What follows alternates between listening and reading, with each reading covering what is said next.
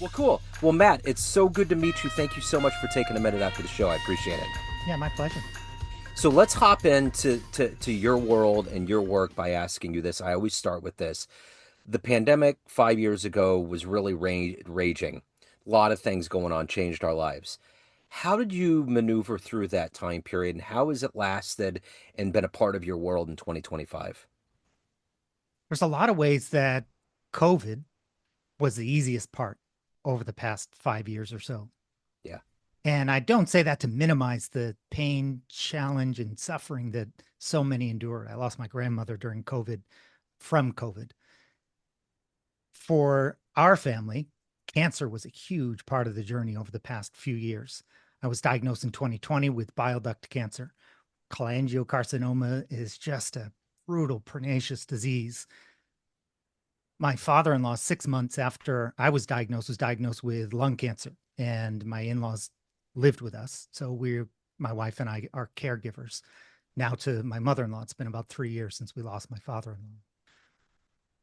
Being a patient through COVID was wild ride. I mean, it's hard to fully really wrap my mind around it now in hindsight, even. Um, I suppose when I say that the easy part, I mean, there were things about COVID like right in March 2020 when everything really just shut down completely. I had to go daily for radiation treatments, and it was far easier. I live in the Boston area. Traffic can be brutal. There was no traffic on the road. It was like a ghost town. Mass General Hospital, one of the largest hospitals in the world, people come from around the world for treatment there, is where I received my cancer treatment. And it was a ghost town. Every day was completely different. And I feel like it was the COVID aspect was easier for me than it was for the healthcare staff. And my heart goes out to them because they were true heroes through it all. All the nurses and doctors, the frontline staff, every single person from hospitality just across the board worked as a team through the chaos in a triumphant way, where oncologists all of a sudden became really just a place where COVID treatments were provided and where it was unknown how best even to treat that. I mean, it's mind-boggling in so many ways. So that's carried with me by all means. I mean, 5 years ago, on January of 2026, 5 years from that, I received my liver transplant, and it was life-saving. And going through COVID, I think in many ways, it was a collective experience. It was something that we've all made it through. My son, like so many other kids, had to go online and figure out, he was 10 at the time, how to figure out Zoom. And he hates Zoom. He hates that disconnected, I'll say personal touch, though I'm grateful for technology, and it really opened up the doors for me and the ability to continue my business through COVID because Zoom was just ubiquitous. Now everybody knows exactly what it is and no explanation needed. So there's certainly pros and cons. It's a really big question and so many emotions for Yeah. so many people. So again, not to minimize COVID and its impacts, cancer through COVID for us was by far the most significant. In 2019 of July, I coded on the table. I went into the hospital and the doctors told my wife that I was unlikely to make it through the night. I needed 8 bags of blood for a transfusion. And the blessing of that is it really brought together all of the different providers, the multidisciplinary teams to say, hey, this is an acute case. I became the urgent person, and a plan was created ultimately that saved my life, which I'm forever grateful for. That's miraculous. Did you hit the other side? Did you leave for a while? Unknown. I mean, they were over my over my body with paddles and all of that. So when I say unknown, I mean um, I didn't experience what some others have said as far Gotcha. as seeing the light or Yeah. out of body moment. It was really just dark. I didn't really remember any of it. Wow. But much of the experience was recounted through my wife. I was intubated and for days in the surgical ICU. So reading my own medical charts, speaking with my wife and other doctors, it was a whirlwind blur of both chaos before and after, but also just what I would describe as nothingness, a blank in my memory. So, what's the one big thing that you changed about your reality after you got out and realized you had your health and you're alive and you came from the brink of death? Is there one major thing that you were like, this has to change? I think there's many things for sure. And my whole life journey has been one of pain to purpose to impact. And I say that because even before cancer, many years ago, when I was a teenager, I was a homeless teen at 15. I was out on my own, and drugs and alcohol ruled my life. I had overdosed then and was very, very close to death many times. It literally just by grace that I survived. Wow. And in 2019, a mentor friend reached out, saw a vision for my future that I couldn't quite see for myself, and continued just to encourage me and befriend me and got me into a Bible-based drug recovery program. And I've been sober since then, back in 1999. That made all the difference. Grace has really been a defining part of my life in so many ways, including cancer. One of the things that certainly changed as far as my paradigm through cancer is the importance of whole health wealth. And it was sort of a term that I coined when I wrote a book, because through my cancer treatments, I mentioned that one, I don't know if it's culminating or not, but that one significant moment in July 2019 where I coded on the table. The years following that were just touch and go ongoing. I mean, I was septic in the hospital for a month at a time, plus in and out. And my wife would wake up frequently in the middle of the night wondering if I was still alive and breathing or not. And it was unknown whether I'd survive. It literally by grace and grace alone that I made it through. And it was difficult to discuss with our son. We didn't know whether or not I'd he'd have a dad Wow. to make it to the teen years and see him grow up. The idea of whole health wealth ultimately is the well researched, well documented thought of all our domains of well-being are inseparable. So when we think about the domains of well-being, certainly there's financial. I spent 20 years in personal finance, and that's been a big part of my career. Financial well-being, financial stress is huge. I mean, employers lose billions of dollars every single week due to lost productivity because of their employees' financial stress. It's significant. We also know physical stress is huge. I mean, in the United States, we see high blood pressure, high cholesterol, we see heart attacks and strokes, we see the increase of cancer, even in younger and younger people. Cholangiocarcinoma, the diagnosis that I had is generally found at 70 on average. It's an older person's thing because it progresses quite silently, but there's many more young people who finding themselves diagnosed with cancer um, that are sick. And just had a good friend this week who passed from Wow. cholangiocarcinoma. It's significant. The mental well-being, it's all connected. When Right. we do well in one particular area, it has a ripple effect. When we are mentally strong and can weather the different storms of life, and we all do. I mean, for listeners, some already through this first few minutes are like, what? Cancer, homelessness, drug Yeah. addiction, Uh-huh. overdose. Like, oh my You came goodness. right out the gate. I came right out. And not everybody can relate to that. And Yeah.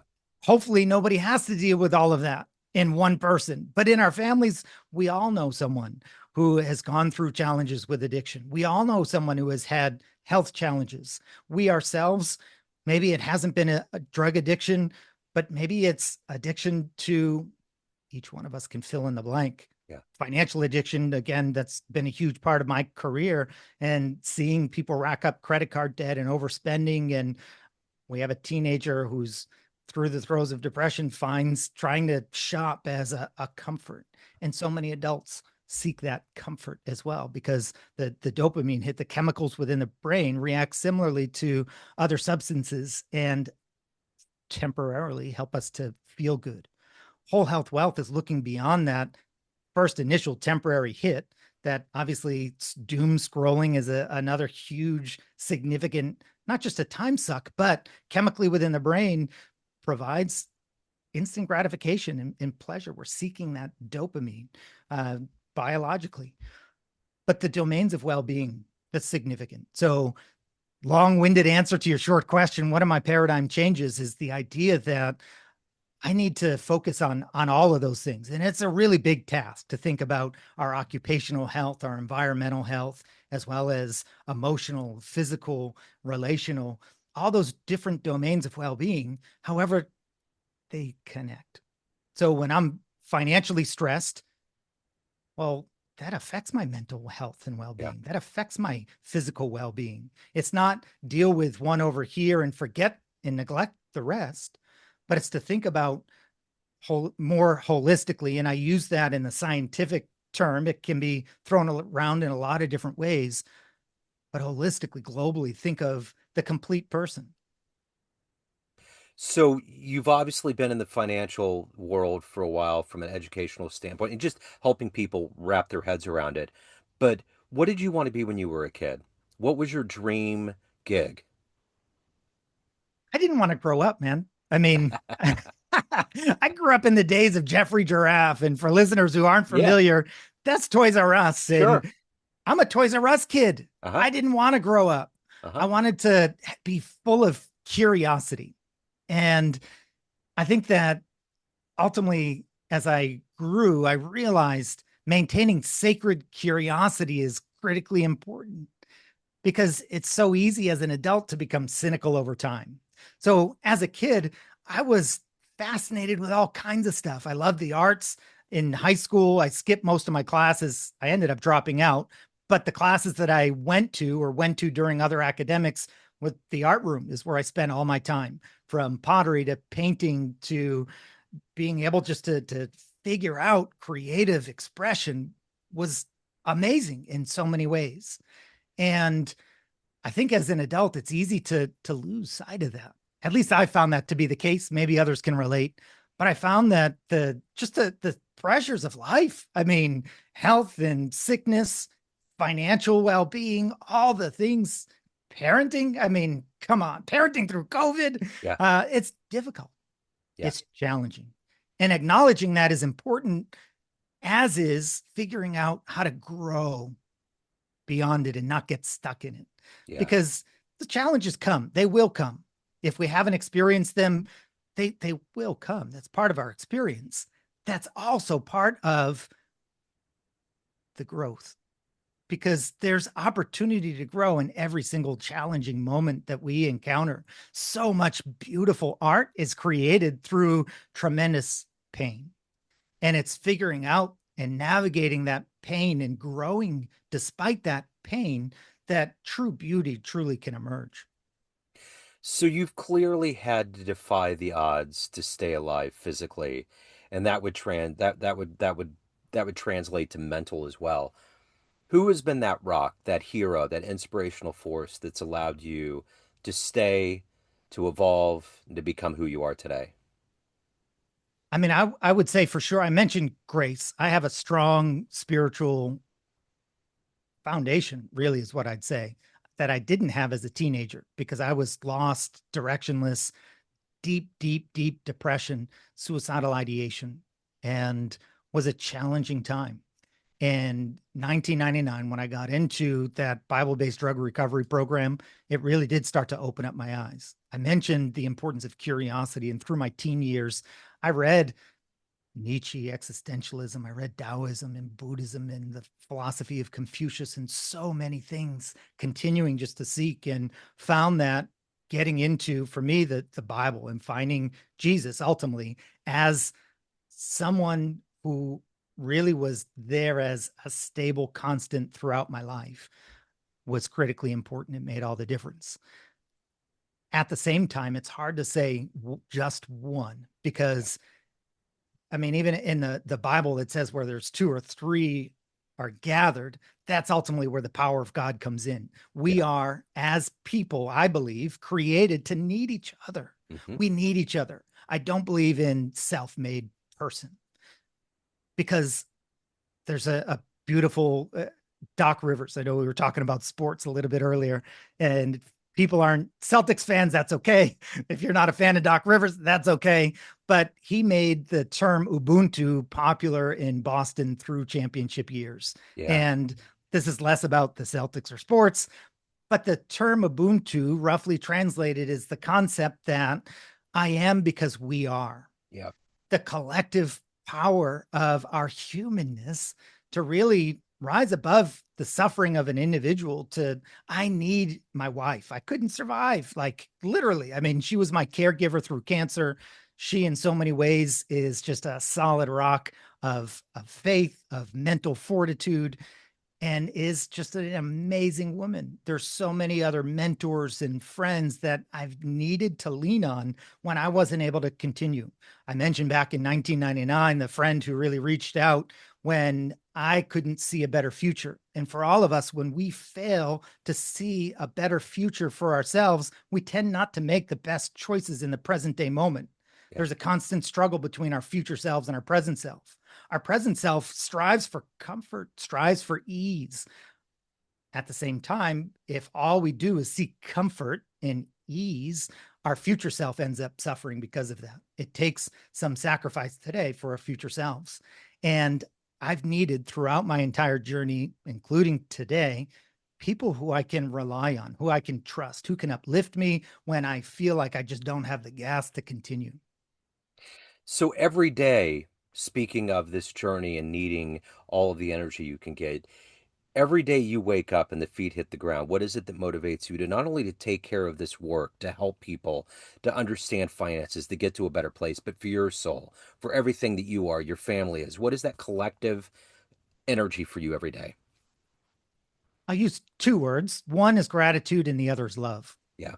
So with gratitude, it's not the comparison of my life to someone else's. And I think that's important. And I've felt through my journey of extremes in a lot of ways. When I start to share some of my journey with somebody, they're like, wow, my life is so great compared to yours.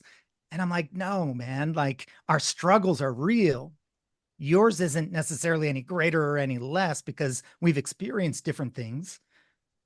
When we feel that struggle in different ways, whether it's physical, whether it's emotional, whether it's spiritual, when we feel that dis-ease, it's very much a real thing. And I can't highlight that enough. Our gratitude isn't dependent on comparison, because ultimately comparison is a thief of joy. And joy is far deeper than happiness. Joy is something that's intrinsic, that cannot be taken away. Despite our circumstances, we can find joy ultimately through the deepest, darkest of times, through the greatest of pains and trials throughout our lives. There can still be joy, the joy that we have something to give. For myself, love, that second word, part of my purpose and having impact is out of love. I've been given a lot. I'm alive. I've had more grace than many. And because of that, and because of my painful journey, there's a story to tell that touches someone and helps them through their pain and challenge in a way that nobody else can. Yeah. And for every single listener, individually, to a person, there's something that you've gone through that can reach somebody in a very specific way and inspire hope like none other. Gratitude and love. So, of everything that you've done in your life, accomplished, overcome, and become today, what are you ultimately the proudest of or the happiest about? That's a deep one. Yeah. For those who can't see, I'm staring up into the ether as I think about it Yes. and try to come up with a worthy answer to the profound question. Conjuring the thought bubble. Yeah. It's hard to narrow it down just to one. I mean, I suppose the fact that I haven't thrown in the towel and that I continue in a way that can help others continue in their journey through their challenge and pain, whether it be financial, emotional, physical. I would say that. Yeah. So everyone has a perception of you and all these different bubbles of your life, family, friends, clients, colleagues, everyone that you speak to, but you run the show. What's your perception of you? Who do you think you are? I mean, the first thing that comes to my mind, just because I'm into music, I play percussion and have fun with it. Eminem, I don't know if everybody's a fan necessarily. I don't agree with everything he says, but I am whatever you say I am. If I wasn't, then why would I say I am? Uh-huh. Is something that he says. Yeah. I think perception is certainly powerful. It's the reality that we each create. And I would I would say that it's multiple, it's nuanced, because who I am is also in perception of someone else. It's the idea, the concept of if a tree falls in the woods and nobody's around to hear it, does it truly make a sound?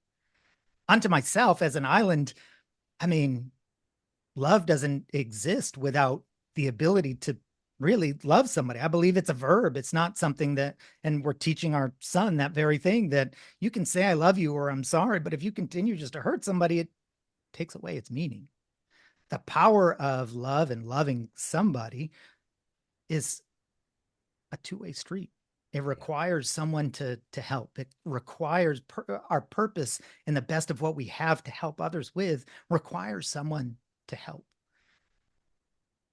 So I think my perception of myself is that one, I need other people. I need, as part of my purpose and impact, others to help, others to help through a financial stressful point in their lives where it feels like the debt is insurmountable. I need people who are going through a difficult time physically or with their cancer. I'm a mentor, a patient mentor with the Cholangiocarcinoma Foundation. And to have others going through the difficult journey that I've been able to travel it through and have an idea, uh, a little bit what it's like. Deep down within our core, we all want to be seen and known. And there's some people that pass by us on the street and have a brief perception, and nobody knows the true story. And that's impossible because for me, myself, and my own perception is that I don't know the true story.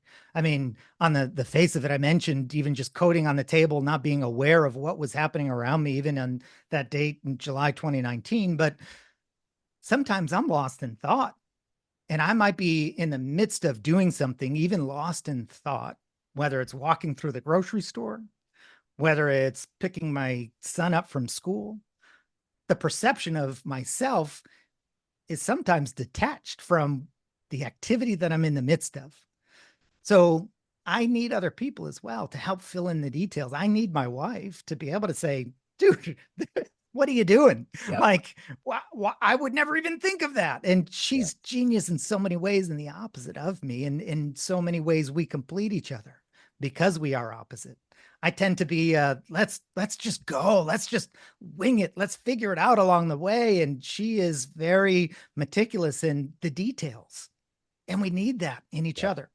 And in so many ways, again, we complete each other. So the question about my own perception of myself, I think, is ultimately completed by trusted friends around me who help to continue to, as iron sharpens iron, refine who I am, who I think I am, so that I can become something even better, ultimately, so that I can have greater impact. So let's ride this horse out with style and grace here. And I gotta know, as a music guy, what was the first live concert that blew your mind, Wow. or The one that first made such an impact on you early on? We all have it. Yeah. No, I mean, there's like three that come to mind. So Yeah, to pick do it. one of those three, I'm going to have to say all three because Hit me it's with the hat trick. Let's do it.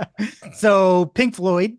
Yeah. Wow. They had, and I mean, it's showing my age. People can't see my face necessarily, but they had the Division Bell tour. Yeah. So I was a little bit younger than some of their earlier stuff.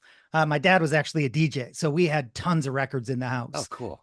So he brought me to see Pink Floyd. Another was Earth, Wind, and Fire. Wow. And Yeah. they are mind blowing in so Dude. many ways. I mean, Yeah. Maurice White, once he starts belting out those lyrics, when the bassist that, like, I mean, they're incredible in Yeah. so many ways. Just as entertainers, I mean, beyond just they're phenomenal musicians and entertainers, and Yeah. seeing them live is incredible. And Ladysmith Black Mambazo is another band that I saw that just incredible. The unity of voices in the chorus was powerful, and I can still just feel that talking about it Yeah. deep within my soul. That's awesome, man. So, Matt, if anyone wants to hire you, questions, reach out, any of the good business in your world, where's the best place to go? My website is one simple place, mattparadise.com. Okay. I will make sure to put all that in the show notes. Thank you, Matt. Thank you so much. Thank you for your story. Thank you for your time. And I appreciate it. Best of luck with everything. Thank you so much, Joe. I appreciate what you're doing. I appreciate your insight, the questions that you ask, the conversation that you have, and just making the world a better place with art, of the spoken word, of visual art, all of the above. I truly just am honored to be here with you, Joe. Thank you. It is an honor to do it. So thank you so much. I love your insight. I mean,